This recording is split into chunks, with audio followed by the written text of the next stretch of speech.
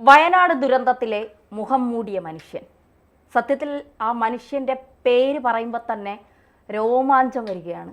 അത്രത്തോടെ അഭിമാനത്തോടെ നമ്മുടെ ചങ്കാണ് എന്ന് പറയാൻ ഒരാവർത്തി ഇങ്ങനെ പറയണമെന്ന് ഇങ്ങനെ എനിക്ക് ഭയങ്കരമായൊരു അഭിമാനം തോന്നുകയാണ് ഋഷി രാജലക്ഷ്മിയെക്കുറിച്ച് പറയാൻ. സത്യത്തിൽ കുറേ നാളുകൾക്ക് മുൻപ് ഋഷി രാജലക്ഷ്മി വലിയ വാർത്തകളിലൊക്കെ ഇടം നേടിയിട്ടുണ്ടെങ്കിൽ പോലും കൂടുതൽ നമ്മൾ അറിയുന്നത് വയനാട് ദുരന്ത മുഖത്താണ്.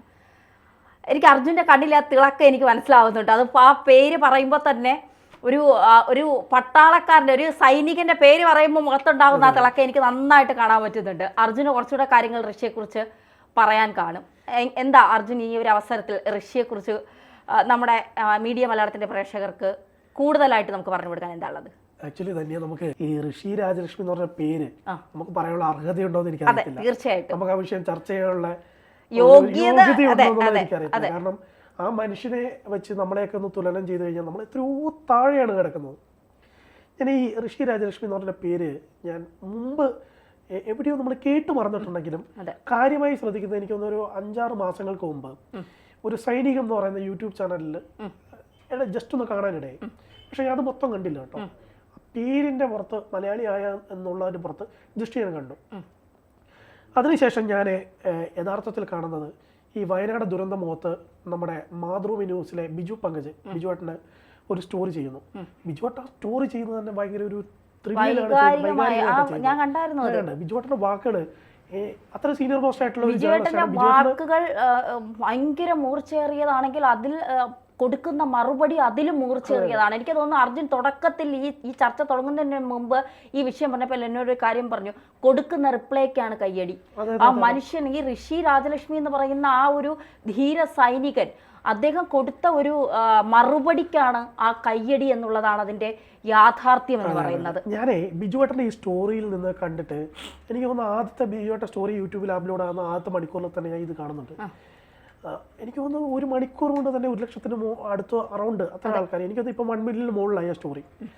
അത്രയും ആളുകൾ കണ്ടിട്ട് എനിക്ക് അതിൻ്റെ അകത്തൊരു സംഭവമായിട്ട് തോന്നിയത് അതിൻ്റെ കമൻസ് വായിച്ച സമയത്ത്, സ്റ്റോറി കണ്ടതിന് ശേഷം കമൻസ് വായിച്ചതിന് സമയത്ത് ജാതിയില്ല മതമില്ല ആളുകൾ മൊത്തം ഋഷി സാർ എന്ന് പറഞ്ഞിട്ട് അഭിനന്ദനങ്ങൾ, ബിഗ് സല്യൂട്ട്, ഞങ്ങളുടെ അഭിമാനമാണ്, ചങ്കാണ്. എനിക്ക് അതിൻ്റെ അകത്ത് ആ ഋഷി സാറിൻ്റെ ഒരു ടോക്ക് അതിൻ്റെ ഏറ്റവും പ്രധാനമായിട്ട് എനിക്ക് തോന്നിയത് ബിജുവോട് ചോദിക്കുന്ന ഒരു ചോദ്യമുണ്ട് ഋഷി സാറിനോട്. അതായത് ഈ 2017 മാർച്ച് 4 ഓപ്പറേഷൻ നടക്കുന്ന ഘട്ടത്തിൽ ആ ഓപ്പറേഷനിലേക്കും കാര്യങ്ങളിലേക്ക് വരാം. അതിന് മുമ്പ് ഈ ഓപ്പറേഷൻ നടക്കുന്ന സമയത്ത് ഈ വലിയ 15 കിലോ ഭാരമുള്ള ബോംബുമായിട്ട് ഈ ഒരു ഭീകരവാദികൾ ഒളിഞ്ഞിരിക്കുന്ന ഭാഗത്തേക്ക് കയറുന്ന സമയത്ത് നിങ്ങൾ എന്താണ് ചിന്തിച്ചതെന്ന് ചോദിച്ച സമയത്ത്, സ്വന്തം ലൈഫിനെ കുറിച്ച് ചിന്തിച്ചില്ല എന്ന് ചോദിച്ച സമയത്ത് പുള്ളി റിപ്ലൈ ചെയ്യുന്ന ഒരു സാധനമുണ്ട്. ഒരൊറ്റ വാക്ക് മതി ആ മനുഷ്യന്റെ വില നമുക്ക് എത്രത്തോളം ഉണ്ട്. പുള്ളി പറഞ്ഞത്, ഞാൻ എന്നെയല്ല നോക്കിയത്, എന്റെ രാജ്യമാണ് എനിക്ക് പ്രധാനം, എന്റെ രാജ്യമാണ് എനിക്ക് ഏറ്റവും പ്രധാനം. പറ്റില്ല തന്നെ, നമുക്കൊന്നും സത്യത്തിൽ പറ്റില്ല. നിങ്ങളുടെ വീട്ടിലൊരു പട്ടാളക്കാരനുണ്ട്, ഞാനൊരു പട്ടാളക്കാരൻ്റെ മകളാണ്, ഒരു പട്ടാളക്കാരൻ്റെ സഹോദരിയാണ്. സത്യത്തിൽ ഇവരെയൊക്കെ എനിക്ക് പട്ടാളക്കാരെന്ന് പറയുമ്പോൾ എൻ്റെ അച്ഛനും എൻ്റെ സഹോദരനും ഈ മേഖലയിൽ ആയതുകൊണ്ട് എനിക്ക് കുറച്ചുകൂടി സ്നേഹം കൂടുതലാണ്. ഞാൻ ഈ മാധ്യമ പ്രവർത്തനം തുടങ്ങിയ സമയം മുതൽ ഇവരുടെ വാർത്തകൾ എടുക്കുമ്പോൾ എനിക്ക് വല്ലാത്തൊരു ആവേശമാണ്. കാരണം നമുക്ക് വേണ്ടി കണ്ണിൽ എണ്ണ ഒഴിച്ച് നമുക്ക് വേണ്ടി മരിക്കുന്നവരാണ്. നമ്മുടെ രാജ്യം കാക്കാനായി അവരുടെ കുടുംബം പോലും മറന്ന് അവർ അവരുടെ ജീവൻ വെടിയുന്നവരാണ് ഈ പട്ടാളക്കാർ. തീർച്ചയായും ഞാനത് പറയത്തില്ല. എൻ്റെ അളിയനും എൻ്റെ പെങ്ങളുടെ ഭർത്താവും സൈനികനാണ്. അനിയത്തിയും അവരും തമ്മിൽ വല്ലപ്പോഴും മാത്രം കാണാൻ പറ്റുന്ന ഒരു രീതിയിൽ മാത്രം നിൽക്കുന്നതും ഇപ്പം അളിയനുള്ളത് കാശ്മീരാണ്. അവിടെ നിൽക്കുമ്പോൾ ഉണ്ടാകുന്ന പ്രശ്നങ്ങളെ കുറിച്ചുമൊക്കെ അതിനെക്കുറിച്ച് അവിടെ ഓരോ ചെറിയ പ്രശ്നങ്ങൾ ഉണ്ടാകുന്ന സമയത്ത് വീട്ടുകാരുണ്ടാകുന്ന ബുദ്ധിമുട്ടുകളൊക്കെ ഞാൻ കണ്ടിട്ടുണ്ട്. അപ്പോൾ ഞാൻ അത് പറയുന്ന സമയത്ത് ഒരു കാര്യം എടുത്ത് പറയാതിരിക്കും, അനിയത്തിക്ക് അങ്ങനെ ഒരു ആലോചന വരുന്ന സമയത്ത് ആ വ്യക്തിനെ വിവാഹം കഴിക്കുന്നതിന് ഞാൻ ഏറ്റവും പ്രധാനപ്പെട്ട പോയിന്റായിട്ട് മുന്നോട്ട് വെച്ചത് അവനൊരു ആർമിക്കാരനാണ്, അവരെ കൊള്ളാം എന്നൊരു പോയിന്റ് മാത്രമേ. അത് പറയുമ്പോൾ നമ്മളെ കുടുംബകാരി ആയി പോകുന്നു എന്ന് പ്രേക്ഷകർക്ക് തോന്നരുത്. അത് പറയുമ്പോൾ ഒരു കാര്യം കൂടെ പറയണം. എൻ്റെ ബ്രദറും അങ്ങനെയാണ്. 17.5 വയസ്സിൽ രാജ്യസേവനത്തിനായി പോയവനാണ് അവൻ. അവൻ്റെ എനിക്ക് തോന്നുന്നു അവൻ ഓർമ്മ വച്ച നാളിൽ, അതായത് എന്താകണം എന്ന് ചോദിക്കുമ്പോൾ എൻ്റെ അച്ഛൻ അന്ന് വന്നിറങ്ങിയത് കേരള എക്സ്പ്രസ്സിലാണ് മിലിറ്ററിയിൽ നിന്ന് ലീവിന് വരുന്നത്. എനിക്ക് അച്ഛനെ പോലെ KK ട്രെയിനിൽ രാജ്യം കാക്കാൻ പോകണം. അവൻ അറിവായ സമയത്ത് അവൻ പറഞ്ഞു തുടങ്ങിയ വാക്കാണ്. എനിക്ക് തോന്നുന്നു ഈ ഋഷി രാജലക്ഷ്മിയെ പോലുള്ളവർ അവർ തന്നെയാണ് ഇപ്പോഴത്തെ യുവതലമുറയ്ക്ക് വലിയ മാതൃക എന്ന് പറയുന്നത്. കാരണം ആ മുഖാവരണം തന്നെ അർജുൻ തുടക്കത്തിൽ പറഞ്ഞതുപോലെ ഇത് കണ്ട് ഭയന്നുകൊണ്ട് ആരും വരാതിരിക്കരുത്, രാജ്യസേവനം അതല്ല എന്ന് കുറച്ചുകൂടി വ്യക്തമായി ആ മുഖംമൂടി ധരിച്ചുകൊണ്ട് പറഞ്ഞു കൊടുക്കുന്ന മനുഷ്യൻ. തീർച്ചയായും ഞാനേ പറഞ്ഞ സമയത്ത് ഇപ്പം ധന്യയുടെ സഹോദരനൊക്കെ പറഞ്ഞതുപോലെ തന്നെ അത്തരം ഒരു ചിന്തയിൽ തന്നെയായിരുന്നു നമ്മുടെ ഋഷി രാജലക്ഷ്മി ഉണ്ടായിരുന്നത്. അദ്ദേഹത്തിൻ്റെ ഒരു ഹിസ്റ്ററി നമുക്കൊന്ന് പെട്ടെന്ന് പറഞ്ഞു പോകാതെ വയ്യ. അപ്പം ഈ ആലപ്പുഴ ജില്ലക്കാരനാണ് ഈ ഋഷി രാജലക്ഷ്മി എന്ന് പറയുന്ന മനുഷ്യൻ. ഋഷി നായർ എന്നാണ് അദ്ദേഹത്തിൻ്റെ റെക്കോർഡിക്കലായിരുന്ന നെയിം ഉണ്ടായിരുന്നത്. പക്ഷേ അദ്ദേഹത്തിന് അമ്മയോടുള്ള സ്നേഹം, അമ്മയോടുള്ള ആ ഒരു പരിഗണന വെച്ച് എന്താ പറയുക, നമ്മുടെ രാജ്യത്തോട് കൂടുതലുള്ള സ്നേഹം, അങ്ങനെയുള്ള ഇതെല്ലാം രാജ്യസേവനം പഠിപ്പിക്കുന്നത്. ഒരു ഘട്ടത്തിൽ ഈ ഋഷി അമ്മേനോട് ചോദിക്കുകയാണ്, അമ്മ എനിക്ക് പട്ടാളത്തിൽ ചേരണം, ലഫ്റ്റനന്റ് കേണൽ ഋഷി എന്ന് പറയുന്ന അമ്മയ്ക്ക് അഭിമാനമല്ലേ എന്ന് ഒരിക്കൽ അമ്മ അടുക്കളയിൽ നിൽക്കുന്ന ഘട്ടത്തിൽ ഋഷി വന്ന് ചോദിക്കുകയാണ്. ആ സമയത്ത് അമ്മ പറഞ്ഞൊരു റിപ്ലൈ ഉണ്ട്. ആ റിപ്ലൈ ആണ് വളരെ ഒരു മില്യൺ റിപ്ലൈ എന്ന് ഞാൻ പറയും. അതായത് അമ്മ പറയുന്നത്, ശമ്പളത്തിന് വേണ്ടി നീ പട്ടാളത്തിൽ പോകണ്ട, രാജ്യസേവനത്തിന് വേണ്ടി നീ പട്ടാളത്തിൽ പോയാൽ അത് അച്ഛനും അമ്മയ്ക്കും അഭിമാനമാണ് മകനെ എന്ന് പറയുന്ന ഒരമ്മ. ആ അമ്മ വളരെ അപൂർവമായി കിട്ടുന്ന അമ്മമാർ. അതെ അതെ അതെ. ആ അമ്മയുടെ ആ ഒരു ഞാൻ പറയാം മില്യൺ മറുപടി എന്ന് പറയാം, മില്യൺ മറുപടി. എസ് രാജലക്ഷ്മി എന്ന് പറയുന്ന ആ അമ്മയുടെ മറുപടിയാണ് ആ കുടുംബത്തിന്റെ ഋഷിയുടെ ഒരു മെന്റൽ സ്ട്രെങ്ത് എന്ന് വേണമെങ്കിൽ നമുക്ക് അടിവരെ. അതിനുശേഷം ഋഷി ഈ എഞ്ചിനീയറിംഗ് പാസ്സാകുന്നു. അതിനുശേഷം ജോലി വരുന്നു, അസിസ്റ്റന്റ് എഞ്ചിനീയറായി ജോലി വരുന്നു. പക്ഷെ അതിലൊന്നും പുള്ളി സാറ്റിസ്ഫൈഡ് അല്ല.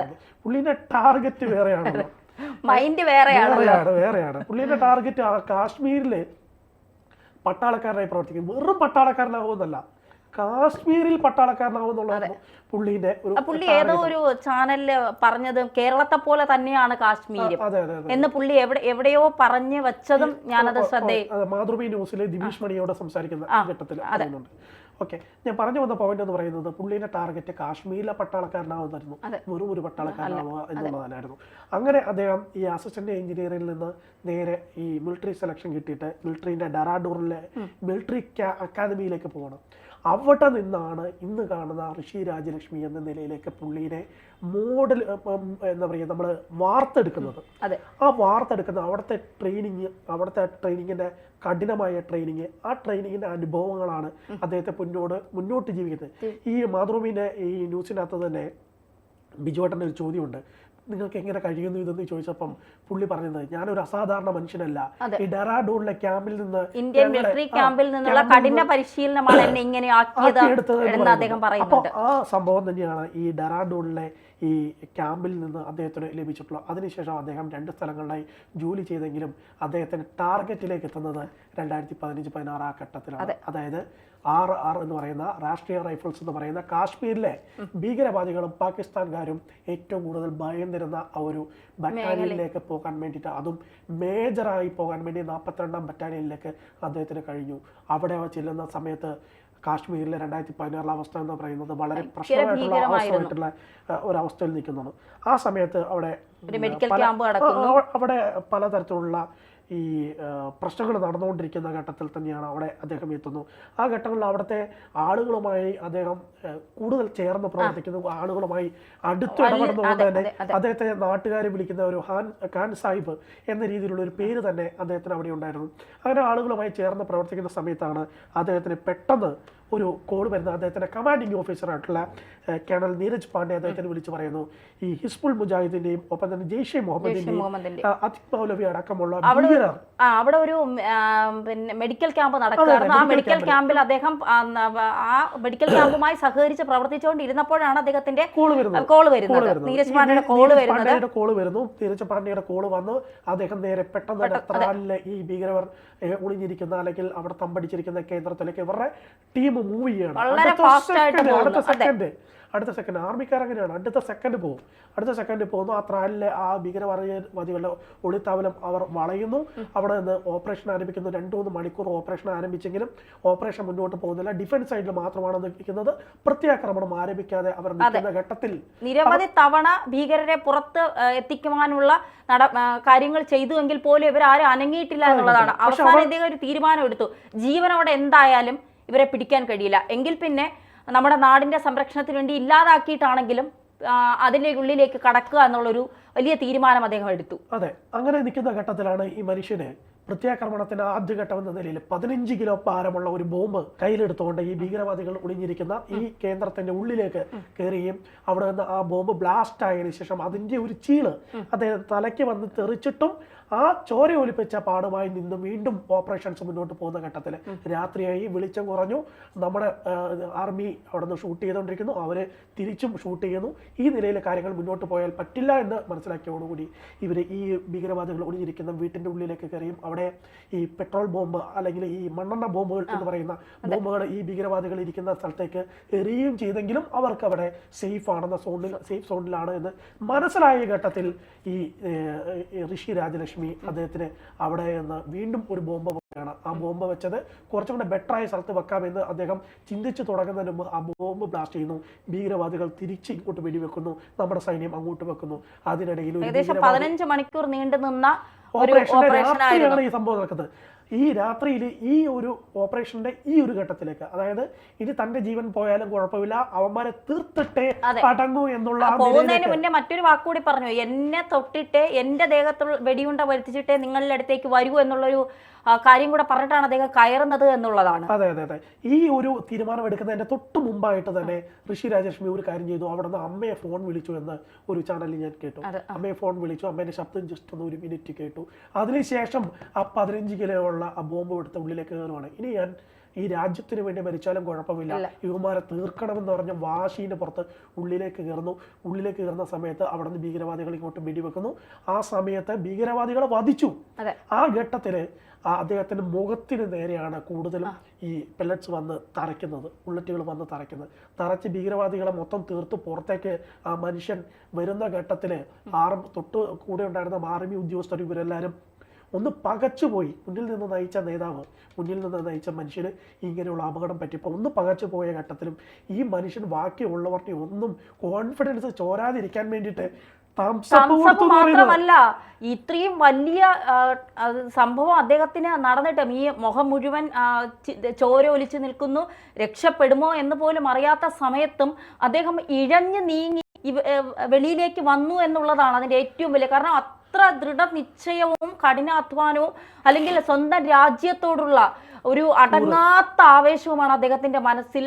നമ്മൾ ഇതൊക്കെ നമ്മൾ പറയുമ്പോൾ ചിലപ്പോൾ ചില ആളുകൾ പറയും ഇതുപോലെ പ്രവർത്തിച്ച മറ്റ് ധീരജവാന്മാരുണ്ട്, ഇന്ത്യക്ക് വേണ്ടി മരണപ്പെട്ട അല്ലെങ്കിൽ വീരമൃത്യു വരിച്ച നിരവധി പേരുണ്ട്. തീർച്ചയായിട്ടും അവരെ ഒന്നും നമ്മൾ മറക്കുന്നില്ല. ഈ അവസരത്തിൽ അവരെ ഒന്നും കാണാതെ പോകുന്നില്ല, അവരെ ഒന്നും മറക്കില്ല. അവരൊക്കെ നമ്മുടെ സഹോദരങ്ങൾ തന്നെയാണ്.